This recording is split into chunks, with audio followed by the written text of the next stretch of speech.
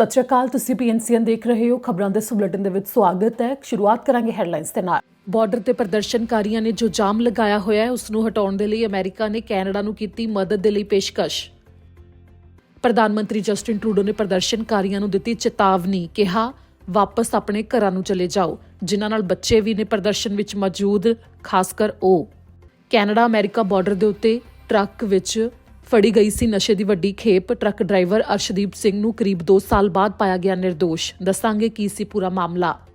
Langley ਵਿੱਚ ਮੰਗਲਵਾਰ ਨੂੰ ਜੋ ਕਤਲ ਹੋਇਆ, ਪੰਜਾਬੀ ਵਜੋਂ ਹੋਈ ਹੈ ਮ੍ਰਿਤਕ ਦੀ ਪਛਾਣ।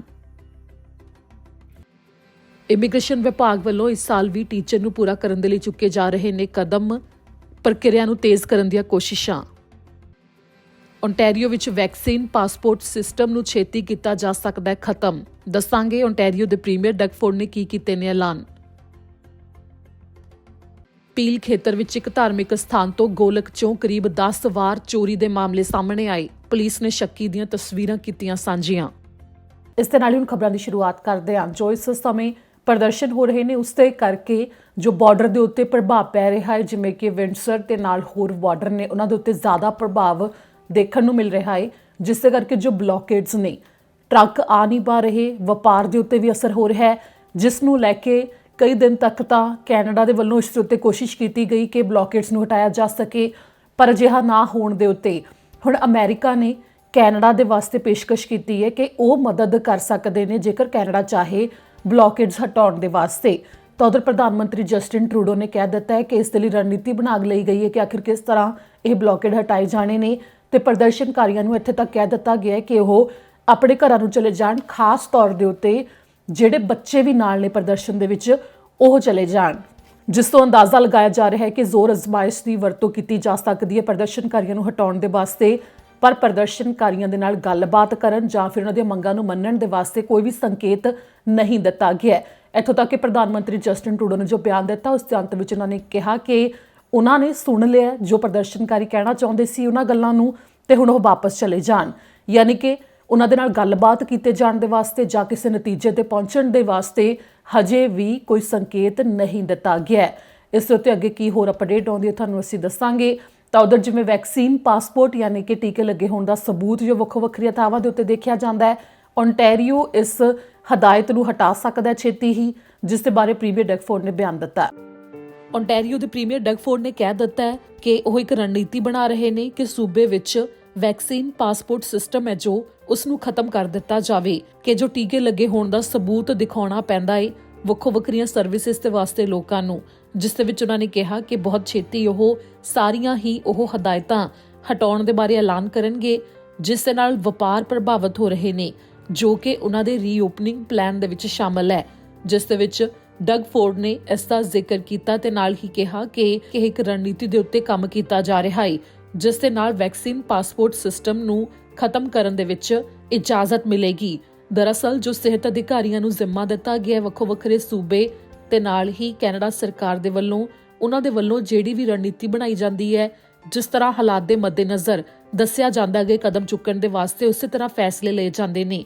ਤੇ ਕੁਝ ਇਸੇ ਤਰ੍ਹਾਂ ਡਗ ਫੋਰਡ ਦੇ ਵੱਲੋਂ ਵੀ ਕਿਹਾ ਗਿਆ ਹੈ ਕਿ ਸਿਹਤ ਅਧਿਕਾਰੀ ਨੇ ਇਸ ਦੇ ਉੱਤੇ ਜੋ ਕੰਮ ਕੀਤਾ, ਰਣਨੀਤੀ ਬਣਾਈ ਹੈ, ਉਸ ਤਹਿਤ ਇਸ ਨੂੰ ਹਟਾਇਆ ਜਾਵੇਗਾ ਕਿ ਵੈਕਸੀਨ ਪਾਸਪੋਰਟ ਦਾ ਜੋ ਸਿਸਟਮ ਹੈ ਉਹ ਸੀਮਿਤ ਸਮੇਂ ਤੱਕ ਹੀ ਹੈ, ਕਿ ਅੱਗੇ ਨਹੀਂ ਰਹੇਗਾ, ਜਿਸ ਲਈ ਛੇਤੀ ਹੀ ਐਲਾਨ ਹੋ ਸਕਦਾ ਹੈ। ਇਸ ਤੋਂ ਪਹਿਲਾਂ ਜੋ ਓਨਟਾਰੀਓ ਦੇ ਚੀਫ ਮੈਡੀਕਲ ਆਫੀਸਰ ਨੇ, ਉਹਨਾਂ ਨੇ ਵੀਰਵਾਰ ਨੂੰ ਇਹ ਐਲਾਨ ਕੀਤਾ ਸੀ ਕਿ ਉਹ ਇਸ ਗੱਲ ਦੇ ਉੱਤੇ ਵਿਚਾਰ ਕਰ ਰਹੇ ਨੇ ਕਿ ਜੋ ਆਮ ਲੋਕਾਂ ਦੇ ਵਾਸਤੇ ਕੋਵਿਡ-19 ਦੀਆਂ ਹਦਾਇਤਾਂ ਲੱਗੀਆਂ ਹੋਈਆਂ ਨੇ, ਆਉਂਦੇ ਦਿਨਾਂ ਦੇ ਵਿੱਚ ਉਸ ਦੇ ਉੱਤੇ ਕੀ ਕੀਤਾ ਜਾਣਾ ਹੈ, ਜਿਸ ਦੇ ਵਿੱਚ ਉਹਨਾਂ ਨੇ ਕਿਹਾ ਕਿ ਉਹ ਓਨਟਾਰੀਓ ਸਰਕਾਰ ਨੂੰ ਇਸ ਦੇ ਉੱਤੇ ਮਸ਼ਵਰੇ ਵੀ ਦੇਣਗੇ, ਜੋ ਕਿ ਅਗਲੇ ਹਫ਼ਤੇ ਹੀ ਦਿੱਤੇ ਜਾ ਸਕਦੇ ਨੇ, ਤਾਂ ਕਿ ਕੁਝ ਹਦਾਇਤਾਂ ਨੂੰ ਹਟਾ ਦਿੱਤਾ ਜਾਵੇ। ਤੇ ਉਸੇ ਤਰਜ਼ ਦੇ ਉੱਤੇ ਮੰਨਿਆ ਜਾ ਰਿਹਾ ਹੈ ਕਿ ਹੁਣ ਓਨਟਾਰੀਓ ਦੇ ਪ੍ਰੀਮੀਅਰ ਡਗ ਫੋਰਡ ਨੇ ਇਹ ਬਿਆਨ ਦਿੱਤਾ ਹੈ ਕਿ ਓਨਟਾਰੀਓ ਦੇ ਵਿੱਚ ਵੈਕਸੀਨ ਪਾਸਪੋਰਟ ਸਿਸਟਮ ਨੂੰ ਛੇਤੀ ਹਟਾਇਆ ਜਾ ਸਕਦਾ ਹੈ। ਤਾਂ ਉਧਰ ਲੈਂਗਲੀ ਦੇ ਵਿੱਚ ਜੋ ਇੱਕ ਕਤਲ ਦਾ ਮਾਮਲਾ ਸਾਹਮਣੇ ਆਇਆ ਸੀ ਮੰਗਲਵਾਰ ਨੂੰ, ਉਸ ਦੇ ਬਾਰੇ ਪੁਲਿਸ ਨੇ ਦੱਸਿਆ, ਜੋ ਕਿ ਆਈ ਹਿੱਟ ਮਾਮਲੇ ਦੀ ਜਾਂਚ ਕਰ ਰਹੀ ਹੈ। ਮ੍ਰਿਤਕ ਦੀ ਪਛਾਣ ਨੂੰ ਜਨਤਕ ਕੀਤਾ ਗਿਆ। ਇੰਟੀਗ੍ਰੇਟਿਡ ਹੋਮਿਸਾਈਡ ਇਨਵੈਸਟੀਗੇਸ਼ਨ ਯੂਨਿਟ ਦੇ ਵੱਲੋਂ ਇੱਕ ਕਤਲ ਦੇ ਕੇਸ ਦੀ ਜਾਂਚ ਕੀਤੀ ਜਾ ਰਹੀ ਹੈ, ਜਿਸ ਦੇ ਵਿੱਚ ਉਹਨਾਂ ਨੇ ਕਿਹਾ ਹੈ ਕਿ ਮ੍ਰਿਤਕ ਦੀ ਪਛਾਣ 57 ਸਾਲਾ ਸਰਬਜੀਤ ਸੈਂਡਰ ਵਜੋਂ ਹੋਈ ਹੈ, ਜਿਸ ਦੇ ਬਾਰੇ ਦੱਸਿਆ ਗਿਆ ਕਿ ਫਰਵਰੀ 10, 2022 ਨੂੰ ਸਵੇਰ ਦੇ 1:30 ਵਜੇ ਦਾ ਸਮਾਂ ਸੀ ਜਦੋਂ ਲੈਂਗਲੀ RCMP ਨੂੰ ਬੁਲਾਇਆ ਗਿਆ 1700 ਬਲਾਕ ਤੇ 224 ਸਟਰੀਟ ਦੇ ਉੱਤੇ ਕਿ ਉੱਥੇ ਇੱਕ ਮ੍ਰਿਤਕ ਵਿਅਕਤੀ ਮੌਜੂਦ ਪਿਆ ਹੈ। ਉਸ ਤੋਂ ਬਾਅਦ ਆਈਹਿੱਟ ਟੀਮ ਨੂੰ ਵੀ ਮੌਕੇ ਦੇ ਉੱਤੇ ਜਾਂਚ ਦੇ ਲਈ ਬੁਲਾਇਆ ਗਿਆ, ਜਿਨ੍ਹਾਂ ਨੇ ਲੈਂਗਲੀ RCMP ਦੀ ਸੀਰੀਅਸ ਕ੍ਰਾਈਮ ਯੂਨਿਟ ਦੇ ਨਾਲ ਮਿਲ ਕੇ ਮਾਮਲੇ ਦੀ ਜਾਂਚ ਸ਼ੁਰੂ ਕੀਤੀ ਤੇ ਇਸ ਦੇ ਨਾਲ ਹੀ ਲੋਅਰ ਮੇਨਲੈਂਡ ਦੀ ਗੈਂਗ ਹਿੰਸਾ ਦੇ ਨਾਲ ਇਸ ਕਤਲ ਦੇ ਮਾਮਲੇ ਦਾ ਕੋਈ ਸਬੰਧ ਨਹੀਂ ਜਾਪਦਾ, ਪਰ ਉਹਨਾਂ ਨੇ ਦਾਅਵਾ ਕੀਤਾ ਕਿ ਸਰਬਜੀਤ ਦਾ ਕਤਲ ਹੋਇਆ ਹੈ ਤੇ ਇਸ ਮਾਮਲੇ ਦੇ ਨਾਲ ਹੋਰ ਲੋਕਾਂ ਨੂੰ ਕੋਈ ਖਤਰਾ ਨਹੀਂ ਹੈ ਤੇ ਇਹ ਆਮ ਮਾਮਲਾ ਨਹੀਂ ਹੈ।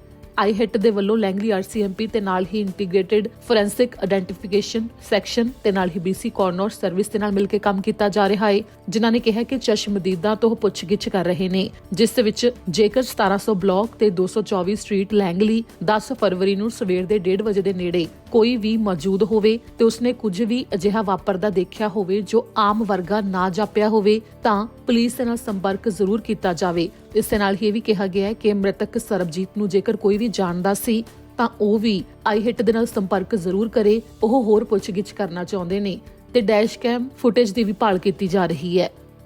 ਪੀਲ ਖੇਤਰ ਵਿੱਚ ਧਾਰਮਿਕ ਸਥਾਨ ਤੋਂ 10 ਦੇ ਕਰੀਬ ਚੋਰੀਆਂ ਹੋਣ ਦੇ ਮਾਮਲੇ ਸਾਹਮਣੇ ਆਏ ਨੇ। ਗੋਲਕ ਦੇ ਵਿੱਚੋਂ ਪੈਸੇ ਚੁੱਕੇ ਗਏ ਨੇ, ਜਿਸ ਦੇ ਬਾਰੇ ਸ਼ੱਕੀ ਦੀ ਤਸਵੀਰ ਜਾਰੀ ਕੀਤੀ ਹੈ ਪੁਲਿਸ ਨੇ ਤੇ ਉਸ ਨੂੰ ਲੱਭਣ ਦੇ ਲਈ ਸਹਿਯੋਗ ਮੰਗਿਆ। ਪੀਲ ਪੁਲਿਸ ਨੇ ਦੱਸਿਆ ਕਿ ਉਹਨਾਂ ਦੇ ਖੇਤਰ ਵਿੱਚ ਇੱਕ ਧਾਰਮਿਕ ਸਥਾਨ ਦੇ ਉੱਤੇ ਚੋਰੀਆਂ ਦੇ ਮਾਮਲੇ ਸਾਹਮਣੇ ਆਏ ਨੇ। ਇਸ ਦੇ ਬਾਰੇ ਪੀਲ ਖੇਤਰ ਤੋਂ ਇਹ ਮਾਮਲਾ ਸਾਹਮਣੇ ਆਇਆ, ਪਰ ਇਸ ਤਰ੍ਹਾਂ ਨਹੀਂ ਦੱਸਿਆ ਗਿਆ ਕਿ ਆਖਿਰ ਉਹ ਧਾਰਮਿਕ ਸਥਾਨ ਕਿਹੜਾ ਹੈ ਤੇ ਕਿੱਥੇ ਹੈ। ਤੇ ਇਸ ਦੇ ਨਾਲ ਹੀ ਸ਼ੱਕੀ ਦੀ ਤਸਵੀਰ ਜਾਰੀ ਕੀਤੀ ਗਈ ਹੈ, ਜਿਸ ਦੇ ਵਿੱਚ ਇੱਕ ਥਾਂ ਦੇ ਉੱਤੇ ਤੁਸੀਂ ਦੇਖ ਸਕਦੇ ਹੋ ਮੂੰਹ ਦੇ ਉੱਤੇ ਉਸਨੇ ਮਾਸਕ ਪਾਇਆ ਹੋਇਆ ਹੈ ਤੇ ਦੂਜੀ ਥਾਂ ਦੇ ਉੱਤੇ ਉਹ ਕਿਤੇ ਬੈਠਾ ਹੈ ਤੇ ਉਡੀਕ ਕਰ ਰਿਹਾ ਹੈ। ਤੇ ਇਹ ਦੋ ਤਸਵੀਰਾਂ ਸ਼ੱਕੀ ਦੀਆਂ ਜਾਰੀ ਕੀਤੀਆਂ ਗਈਆਂ ਨੇ। ਇਸ ਸ਼ੱਕੀ ਦੇ ਬਾਰੇ ਵੀ ਪੁਲਿਸ ਨੇ ਵਿਸਥਾਰ ਵਿੱਚ ਕੋਈ ਹੋਰ ਜਾਣਕਾਰੀ ਨਹੀਂ ਦੱਸੀ। ਸਿਰਫ ਉਹਨਾਂ ਨੇ ਕਿਹਾ ਕਿ ਇਹਨਾਂ ਨੂੰ ਦੇਖਦੇ ਹੋਏ ਜੇਕਰ ਕੋਈ ਪਛਾਣ ਕਰ ਸਕੇ ਤੇ ਇਸ ਵਿਅਕਤੀ ਦੇ ਬਾਰੇ ਕੋਈ ਜਾਣਕਾਰੀ ਦੱਸ ਸਕਦਾ ਹੈ ਤਾਂ ਉਹਨਾਂ ਦੇ ਨਾਲ ਸੰਪਰਕ ਕੀਤਾ ਜਾਵੇ। ਜਿਸ ਦੇ ਵਿੱਚ ਦੱਸਿਆ ਗਿਆ ਕਿ 10 ਜੋ ਇਹ ਮਾਮਲੇ ਵਾਪਰੇ ਨੇ, ਸਾਰੇ ਮਾਮਲਿਆਂ ਦੇ ਵਿੱਚ ਇਸ ਧਾਰਮਿਕ ਸਥਾਨ ਦੇ ਉੱਤੇ ਇਹ ਵਿਅਕਤੀ ਗਿਆ ਜਿੱਥੇ ਕਿ ਉਸਨੇ ਜਿਹੜੇ ਡੋਨੇਸ਼ਨ ਬਾਕਸ ਨੇ ਯਾਨੀ ਕਿ ਜਿੱਥੇ ਦਾਨ ਪਾਇਆ ਜਾਂਦਾ ਹੈ ਉਹਨਾਂ ਦੇ ਵਿੱਚੋਂ ਪੈਸੇ ਚੋਰੀ ਕੀਤੇ ਤੇ ਉੱਥੇ ਤੋਂ ਫਰਾਰ ਹੋ ਗਿਆ। ਜੋ ਇਹ ਘਟਨਾਵਾਂ ਨੇ ਉਹ CCTV ਕੈਮਰਿਆਂ ਦੇ ਵਿੱਚ ਵੀ ਕੈਦ ਹੋਈਆਂ ਨੇ, ਪਰ ਇਸ ਦੇ ਬਾਰੇ ਜਾਂਚ ਕੀਤੀ ਜਾ ਰਹੀ ਹੈ। ਪੀਲ ਪੁਲਿਸ ਨੇ ਹੀ 2 ਤਸਵੀਰਾਂ ਸਾਂਝੀਆਂ ਕੀਤੀਆਂ ਨੇ, ਜਿਸ ਦੇ ਵਿੱਚ ਪੁਲਿਸ ਦਾ ਕਹਿਣਾ ਹੈ ਕਿ ਜੇਕਰ ਕੋਈ ਵੀ ਇਸ ਨੂੰ ਪਛਾਣਦਾ ਹੋਵੇ ਤਾਂ ਉਹਨਾਂ ਦੇ ਨਾਲ 905 453 2121 ਦੇ ਉੱਤੇ ਫੋਨ ਕਰਕੇ ਐਕਸਟੈਂਸ਼ਨ 2133 ਦੀ ਵਰਤੋਂ ਕਰਕੇ ਗੱਲ ਕੀਤੀ ਜਾ ਸਕਦੀ ਹੈ ਤੇ ਇਸ ਦੇ ਬਾਰੇ ਜਾਣਕਾਰੀ ਦੱਸੀ ਜਾ ਸਕਦੀ ਹੈ। ਜਿਵੇਂ ਕਿ ਇਸ ਸਮੇਂ ਐਲਾਨ ਵੀ ਕੀਤੇ ਗਏ, ਇੱਕ ਪਾਸੇ ਇਮੀਗ੍ਰੇਸ਼ਨ ਦੇ ਬੈਕਲੌਗਸ ਨੇ ਜਿਸ ਦੇ ਉੱਤੇ ਕੰਮ ਕੀਤੇ ਜਾਣ ਦੇ ਲਈ ਲਗਾਤਾਰ ਕਿਹਾ ਜਾ ਰਿਹਾ ਹੈ। ਸਵਾਲ ਵੀ ਚੁੱਕੇ ਗਏ ਪਾਰਲੀਮੈਂਟ ਦੇ ਵਿੱਚ ਤੇ ਸੈਸ਼ਨ ਸ਼ੁਰੂ ਹੋਣ ਤੋਂ ਪਹਿਲਾਂ ਹੀ ਇਮੀਗ੍ਰੇਸ਼ਨ ਮੰਤਰੀ ਨੇ ਇਸ ਦੇ ਬਾਰੇ ਕੁਝ ਐਲਾਨ ਕਰ ਦਿੱਤੇ ਸੀ ਕਿ ਨਿਵੇਸ਼ ਕੀਤਾ ਜਾ ਰਿਹਾ ਹੈ ਤੇ ਇਸ ਦੇ ਉੱਤੇ ਕੰਮ ਹੋਵੇਗਾ, ਪ੍ਰਕਿਰਿਆ ਤੇਜ਼ ਹੋਵੇਗੀ। ਪਰ ਇਸ ਸਮੇਂ ਤੱਕ ਜੋ ਜ਼ਿਆਦਾ ਛੇਤੀ ਦੇ ਨਾਲ ਕੰਮ ਹੋਣ ਦੀ ਪ੍ਰਕਿਰਿਆ ਦਿਖਾਈ ਦੇ ਰਹੀ ਹੈ ਉਹ ਖਾਸ ਤੌਰ ਦੇ ਉੱਤੇ ਉਹਨਾਂ ਦੇ ਲਈ ਹੈ ਜਿਹੜੇ ਪਹਿਲਾਂ ਤੋਂ ਕੈਨੇਡਾ ਵਿੱਚ ਮੌਜੂਦ ਨੇ, ਜੋ PNP ਅਪਰੂਵਲ ਜਿਨ੍ਹਾਂ ਕੋਲ ਮੌਜੂਦ ਨੇ। ਡਰਾ ਵੀ ਐਕਸਪ੍ਰੈਸ ਐਂਟਰੀ ਦੇ ਉਹਨਾਂ ਵਾਸਤੇ ਕੱਢੇ ਜਾ ਰਹੇ ਨੇ। ਫਿਲਹਾਲ ਕੋਈ ਵੀ ਸੰਕੇਤ ਨਹੀਂ ਦਿੱਤਾ ਗਿਆ ਕਿ ਕੋਈ ਹੋਰ ਐਕਸਪ੍ਰੈਸ ਐਂਟਰੀ ਦਾ ਡਰਾ ਕੱਢਿਆ ਜਾਵੇਗਾ।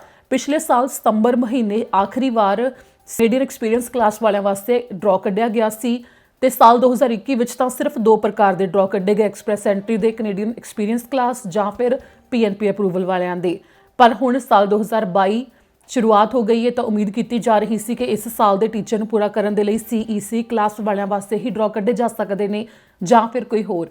ਪਰ ਇਸ ਦੇ ਬਾਰੇ ਹਜੇ ਕੋਈ ਵੀ ਡਰਾ ਕੱਢਣ ਦੇ ਬਾਰੇ ਸੰਕੇਤ ਨਹੀਂ ਦਿੱਤਾ ਗਿਆ, ਨਾ ਹੀ ਕੋਈ ਡਰਾ ਕੱਢਿਆ ਜਾ ਰਿਹਾ ਹੈ। ਇਸ ਸਾਲ ਵਿੱਚ ਲਗਾਤਾਰ ਸਿਰਫ ਜਿਨ੍ਹਾਂ ਦੀ PNP ਪਹਿਲਾਂ ਤੋਂ ਅਪਰੂਵ ਹੈ ਉਹਨਾਂ ਦੇ ਵਾਸਤੇ ਡਰਾ ਕੱਢੇ ਜਾ ਰਹੇ ਨੇ ਤੇ ਪ੍ਰਕਿਰਿਆ ਅੱਗੇ ਚੱਲ ਰਹੀ ਹੈ। ਤੇ ਇਸ ਦੇ ਨਾਲ ਹੀ work permit, spousal work permit ਦੇ ਬਾਰੇ ਜੋ ਸਵਾਲ ਪੁੱਛੇ ਜਾ ਰਹੇ ਨੇ, ਪਹਿਲਾਂ ਤਾਂ ਇਹ ਕਿਹਾ ਜਾ ਰਿਹਾ ਸੀ ਕਿ ਪ੍ਰਕਿਰਿਆ ਚੱਲ ਰਹੀ ਹੈ, ਹੌਲੀ ਹੈ, ਪਰ ਹੁਣ ਸਾਫ਼ ਤੌਰ ਦੇ ਉੱਤੇ ਕਹਿਣਾ ਸ਼ੁਰੂ ਕਰ ਦਿੱਤਾ ਗਿਆ ਕਿ ਜਿਹੜੇ ਜ਼ਰੂਰੀ ਕੰਮ ਨੇ ਉਹਨਾਂ ਦੇ ਵਾਸਤੇ ਪ੍ਰਕਿਰਿਆ ਚੱਲ ਰਹੀ ਹੈ, ਜਿਸ ਨੂੰ ਕਿ ਛੇਤੀ ਨਾਲ ਕੀਤਾ ਜਾਵੇਗਾ। ਵਰਕ ਪਰਮਿਟ ਨੇ ਜੋ, ਕਿਉਂਕਿ ਜਦੋਂ ਵਰਕ ਪਰਮਿਟ ਨੂੰ ਤੇਜ਼ੀ ਨਾਲ ਪ੍ਰਕਿਰਿਆ ਵਿੱਚ ਲਿਆਉਣ ਦੇ ਬਾਰੇ ਜਦੋਂ ਕਿਹਾ ਵੀ ਗਿਆ ਤਾਂ ਉਸ ਦੇ ਵਿੱਚ ਬ੍ਰੈਕਟ ਵਿੱਚ ਖਾਸ ਤੌਰ ਦੇ ਉੱਤੇ ਐਸੈਂਸ਼ੀਅਲ ਵਰਕਰ ਲਿਖਿਆ ਹੋਇਆ ਸੀ, ਜੋ ਕਿ ਉਹ ਨੇ ਜਿਸ ਦੇ ਵਿੱਚ LMIA ਵੀ ਜਿਨ੍ਹਾਂ ਨੇ ਲਈਆਂ ਹੋਈਆਂ ਨੇ ਤੇ ਵਰਕ ਪਰਮਿਟ ਦੇ ਲਈ ਅਪਲਾਈ ਕੀਤਾ ਤੇ ਜ਼ਰੂਰੀ ਕੰਮਾਂ ਦੇ ਵਿੱਚ ਵਰਕ ਪਰਮਿਟ ਉਹ ਲੈ ਰਹੇ ਨੇ। ਤੇ ਇਸ ਦੇ ਨਾਲ ਹੀ ਸਪਾਊਸਲ ਓਪਨ ਵਰਕ ਪਰਮਿਟ ਦੀ ਜਦੋਂ ਵੀ ਗੱਲ ਕਰ ਰਹੇ ਹਾਂ ਤੇ ਫਿਲਹਾਲ ਉਸ ਦੇ ਬਾਰੇ ਕੁਝ ਵੀ ਕਹਿਣ ਤੋਂ ਇਨਕਾਰ ਕੀਤਾ ਜਾ ਰਿਹਾ ਅਧਿਕਾਰੀਆਂ ਦੇ ਵੱਲੋਂ। ਤੇ ਅਸੀਂ ਵੀ ਲਗਾਤਾਰ ਸਵਾਲ ਲੋਕ ਸਭਾ ਮੈਂਬਰਾਂ ਨੂੰ ਪੁੱਛ ਰਹੇ ਹਾਂ, ਜਿਹੜੀ ਵੀ ਜਾਣਕਾਰੀ ਉਹਨਾਂ ਨੇ ਸਾਂਝੀ ਕੀਤੀ ਹੈ ਤੇ ਉਹ ਕਰ ਰਹੇ ਨੇ ਉਹ ਤੁਹਾਡੇ ਤੱਕ ਪਹੁੰਚਾ ਰਹੇ ਹਾਂ। ਹੁਣ ਅਗਲੀ ਖਬਰ ਦਾ ਰੁਖ ਕਰਦੇ ਹਾਂ। ਸਾਲ 2020 ਵਿੱਚ ਇੱਕ ਮਾਮਲਾ ਸਾਹਮਣੇ ਆਇਆ ਸੀ। ਅਰਸ਼ਦੀਪ ਸਿੰਘ 22 ਸਾਲ ਦਾ ਨੌਜਵਾਨ ਜੋ ਕਿ ਟਰੱਕ ਚਲਾ ਰਿਹਾ ਸੀ, ਜੋ ਕਿ ਕੈਨੇਡਾ ਤੇ ਅਮਰੀਕਾ ਦੇ ਬਾਰਡਰ ਦੇ ਉੱਤੇ ਜਦੋਂ ਉਸ ਨੂੰ ਕਾਬੂ ਕਰ ਲਿਆ ਗਿਆ, ਟਰੱਕ ਦੇ ਵਿੱਚ 2.5 ਮਿਲੀਅਨ ਡਾਲਰ ਤੱਕ ਦੀ ਭੰਗ ਮੌਜੂਦ ਸੀ ਤੇ ਉਸ ਨੂੰ ਗ੍ਰਿਫਤਾਰ ਵੀ ਕਰ ਲਿਆ ਗਿਆ ਸੀ। ਮਾਮਲਾ ਚੱਲਿਆ ਤੇ ਹੁਣ ਉਸ ਨੂੰ ਨਿਰਦੋਸ਼ ਪਾਇਆ ਗਿਆ, ਜਿਸ ਨੂੰ ਕਿ ਬਰੀ ਵੀ ਕਰ ਦਿੱਤਾ ਗਿਆ। ਉਸ ਦੇ ਵਕੀਲ ਨੇ ਉਸ ਨਾਲ ਤਸਵੀਰ ਸਾਂਝੀ ਕੀਤੀ ਹੈ, ਰੌਬ ਸਿੰਗਰ, ਜਿਸ ਨੇ ਕਿ ਇਸ ਦੇ ਬਾਰੇ ਜਾਣਕਾਰੀ ਵੀ ਸਾਂਝੀ ਕੀਤੀ ਕਿ ਅਰਸ਼ਦੀਪ ਸਿੰਘ ਨੂੰ ਨਿਰਦੋਸ਼ ਪਾਇਆ ਗਿਆ ਹੈ, ਜਿਸ ਦੇ ਟਰੱਕ ਵਿੱਚ ਕਰੀਬ 1790 ਪੌਂਡ ਭੰਗ ਪਾਈ ਗਈ ਸੀ। ਦਰਅਸਲ ਜੋ ਸਬੂਤ ਪੇਸ਼ ਕੀਤੇ ਗਏ ਨੇ ਉਸ ਦੇ ਨਾਲ ਇਹ ਸਾਬਤ ਕੀਤਾ ਗਿਆ ਹੈ ਕਿ ਜਦੋਂ ਟਰੱਕ ਦੇ ਵਿੱਚ ਜਿਹੜੀ ਭੰਗ ਰੱਖੀ ਹੋਈ ਸੀ ਉਸ ਦੇ ਬਾਰੇ ਅਰਸ਼ਦੀਪ ਨੂੰ ਬਿਲਕੁਲ ਵੀ ਪਤਾ ਨਹੀਂ ਸੀ। ਉਸ ਨੂੰ ਨਿਸ਼ਾਨਾ ਬਣਾਇਆ ਗਿਆ ਸੀ ਕਿ ਬਾਰਡਰ ਤੋਂ ਪਾਰ ਭੰਗ ਲਿਜਾਣ ਦੇ ਵਾਸਤੇ ਅਰਸ਼ਦੀਪ ਸਿੰਘ ਦੀ ਸਿਰਫ ਵਰਤੋਂ ਕੀਤੀ ਗਈ ਸੀ ਕਿ ਉਸਨੇ ਜੋ ਸਮਾਨ ਟਰੱਕ ਦੇ ਵਿੱਚ ਲੋਡ ਹੋਇਆ ਪਿਆ ਸੀ ਉਸ ਦੇ ਵਿੱਚ ਭੰਗ ਦੀ ਵੀ ਮੌਜੂਦਗੀ ਹੈ। ਇਸ ਦੇ ਬਾਰੇ ਉਹਨੂੰ ਬਿਲਕੁਲ ਵੀ ਪਤਾ ਨਹੀਂ ਸੀ। ਹੁਣ ਰੁਕ ਅਗਲੀ ਖਬਰ ਦੇ ਵੱਲ, ਜੋ ਮੈਨੀਟੋਬਾ ਦੇ ਇਮੀਗ੍ਰੇਸ਼ਨ ਵਿਭਾਗ ਨੇ ਤਾਜ਼ਾ PNP ਦਾ ਡਰਾਅ ਕੱਢਿਆ, ਉਸ ਦੇ ਬਾਰੇ ਦੱਸਾਂਗੇ।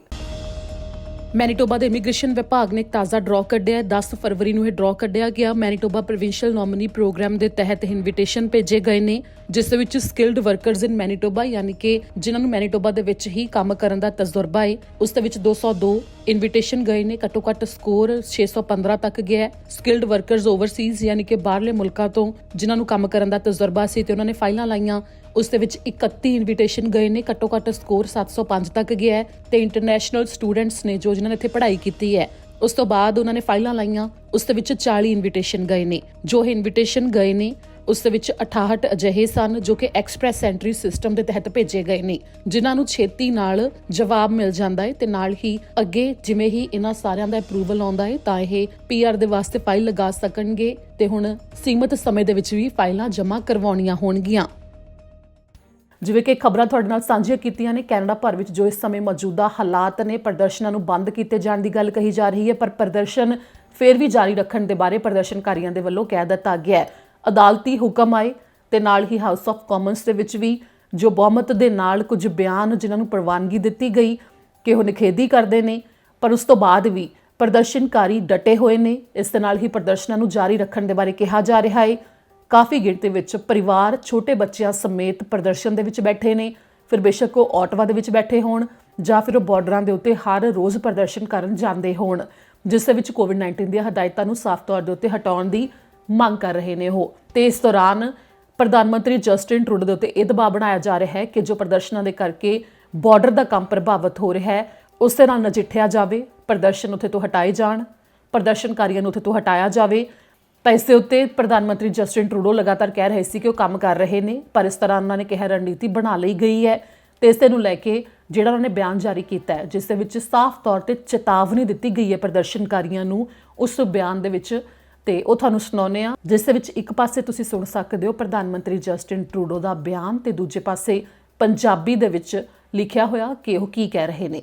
So make no mistake, the border cannot and will not remain closed. I want to remind everyone that politicians don't direct police in a democratic society, but I can assure you that the RCMP is working with provincial and local police departments to enforce the law. Everything is on the table because this unlawful activity has to end, and it will end. Of course, I can't say too much more now as to exactly when or how this ends because unfortunately we are concerned about violence. So we're taking every precaution to keep people safe. But the absolute safest way for this to end is for everyone to return to your communities now. If you're still participating in illegal blockades, you're hurting your neighbors. So it's time to go home, especially if you have kids with you. Canada's banks are governed by laws, regulations, and practices that ensure funds cannot be used for criminal or illegal activity, and these blockades are illegal. Canadian banks are monitoring financial activity very closely and taking action as necessary. I want to make something very clear. The illegal blockades seeking to take our neighbourhoods and our economy hostage, and the collective COVID fatigue we are facing, are two very separate things. If you joined the protests because you're tired of COVID, you now need to understand that you are breaking laws. The consequences are becoming more and more severe. You don't end up losing your license, end up with a criminal record, which will impact your job, your livelihood, even your ability to travel internationally, including to the US. We've heard your frustration with COVID, with the measures that are there to keep people safe. We've heard you. It's time to go home now.